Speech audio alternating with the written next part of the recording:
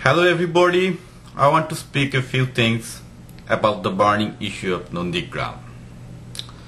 It's unfortunate that we are living in 21st century, yet we are seeing something that was more common in medieval age, maybe 500 years from now, maybe 1000 years back now. But why is this ruthless violence?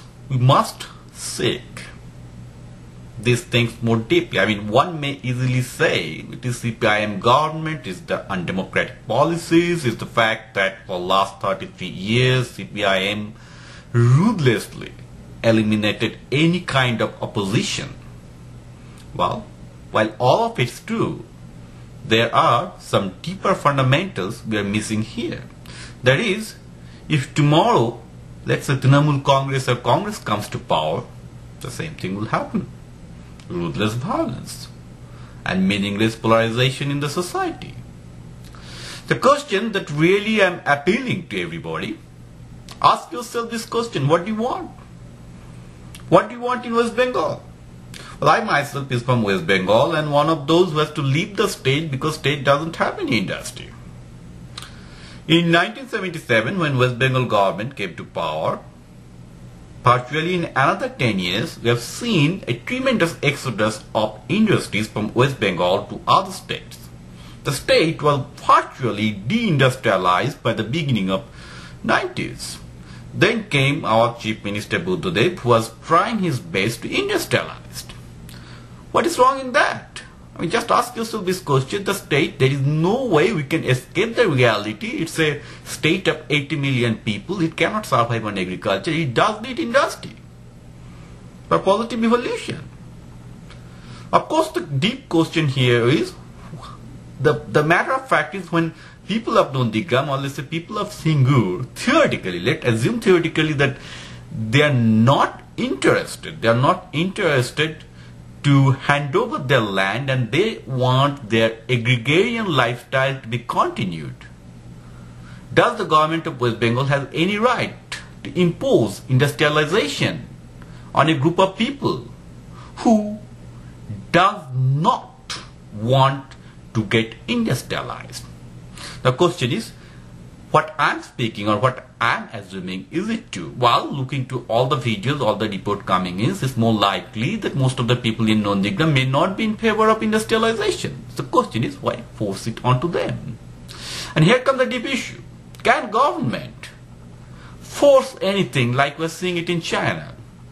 To the best of understanding, the way CPIM government trying to industrialize West Bengal is somewhat they're taking the model of China. Can it work in West Bengal? Well, in China or in Russia, or I'm talking about communist Russia, it was not uncommon to dislocate people from one location to another location for the sake of industry, for the sake of punishment. But this is a democratic society. In a democratic society, unless democratic opinions are formed, nothing is going to happen. Now, I'm appealing to most of my CPM comrades. Think about this deeply. I mean, you may think that your supporters have been brutally expelled from that land, and the fact that maybe around 10,000 CPIM supporters were residing as a refugee for almost quite a long time, almost for 6 months. So there was a compulsion to push them back. But think this thing. Why such a polarization happened? The people belonging to CPM, Congress, Trinamool Congress, all sort of party, I mean, they are living in the same village. Why the polarization is so deep that anti-CPM element had to drive them out? What went wrong?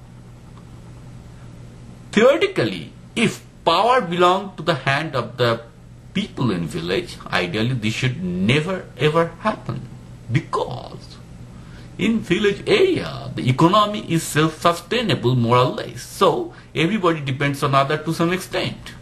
And polarization is never so deep. Now, who is responsible for this deep-scale escalation of polarization among the political parties, which was never there in the village area?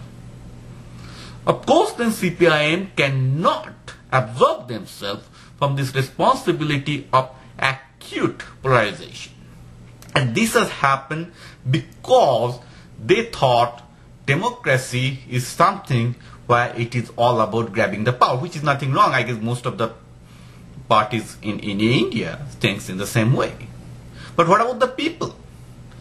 People do not want power, or do they? They, of course, but their primary concern is their livelihood, how they can cultivate the land, how their son will get a job, how they will be able to continue with their heritage with their children. I don't think people, common people, either in Nandigram or in India or anywhere in the world, they do not want ideology. They simply want to survive with their heritage, with their kids. And here comes the big dilemma, that can West Bengal government impose this kind of capitalism? Well, there is no doubt capitalism is needed in West Bengal, but again I am raising this question, can this be forced? Why not allow the industrialists to talk to the farmers directly? I mean, if they pay up 2 times, 3 times, 4 times, maybe more than that, I mean, they can pretty well manage better than the government. Jindal did that in Kharagpur recently, but then why not? Why do you want to take credit for industrialization? There is no need. Let's create an environment for industrialization, and industrialists will come, they will talk to the farmers, they will negotiate. Why want to create an infrastructure for land? There is no need. Of course, the government has a responsibility for infrastructure, for telecom infrastructure, for road infrastructure, for communication, but government responsibility doesn't reside in grabbing the land. It cannot happen that way. It never happened anywhere in the world except in the communist blocs, which is not right. So, the point here is, even if we agree and we are with our Chief Minister Buddhadev for his effort in industrialization, this cannot be a forced industrialization. It has to be something that should come from within the people. If Chief Minister thinks that he doesn't need to educate the people, he doesn't need to take other people with him, he is wrong.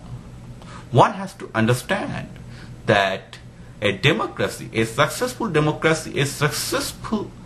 leadership can lead a state only when the state will follow him, and that is if they know what they're doing. So initially, Chief Minister had a responsibility to inform the media, to get the people informed that he's trying for industrialization and why industrialization is needed, and that's that it's not going to affect to the people, and that's that it's a need of the hour, and that the people will benefit themselves more. Because in my understanding, most of the farmers have a tremendous love for the land. It cannot be forgotten. I mean, if you go to the village area in Bengal, where I'm actually from, if you talk to most of the farmers who hold the land, the amount of love, the amount of loyalty they have for the land is unthinkable. Well, one can say it's a kind of foolish, it's outdated, but I won't interpret it that way. Let's think that this is the reality. And the fact is, they have been living like that for quite a long time, maybe for hundreds and hundreds of years. And you all of a sudden cannot say, hey, you don't need to live that lifestyle. Come on and join industrialist bandwagon. It don't happen like that. So, I'm appealing to the good sense of the people. Try to understand that CPIM government must appeal to the people, should not enforce industrialization brutally, but by increasing the awareness in the media, and at the same time they have to understand that in democracy they have responsibility to respect other opinion. A democracy is always good with other people's opinion, and that's the essence. You have to appreciate difference in opinion, and you don't appreciate, more and more people will let it know to you. I would say people will answer with bullet and not with anything